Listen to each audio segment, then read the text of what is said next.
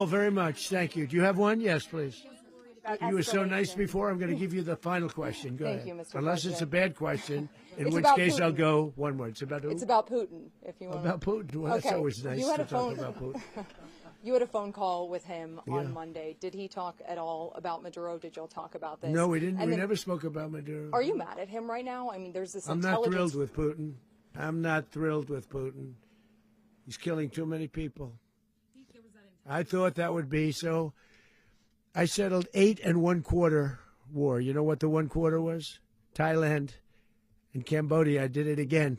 They broke out, and I did it in about 5 hours, and I settled it. I'm giving myself 1/4, so I'm up to now 8 1/4. In other words, I settled the war, but then they broke out. They had a pretty bad breakout over the last 4 days. I got them to go back to peace, so I only give 1/4. I thought the easiest one would be, one of the easier ones would be Russia, Ukraine. It's not, and they both have done some pretty bad things. And look, that's Biden's war. That's not my war. But I want to stop the lives. Did you see where last month 30,000? It was 27,000 the month before. 30,000, mostly soldiers, were killed this last month. 30,000. I want to stop that.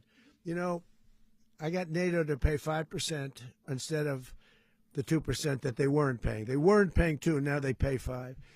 And we send them a lot of munitions. We send them a lot of things, missiles and various other things, a lot. And they pay. The United States is not losing money. We're probably making money on that. It's the last thing I care about. I just want to stop all those people. We're losing 25, 30,000 human beings. They come from 2 places that are very far away.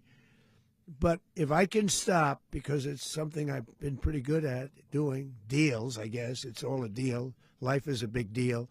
But if I can stop that war and stop 30,000 young people, in addition to the fact that people are being killed in Kiev, people are being killed in other cities throughout, a much smaller number, but they're being killed, viciously killed.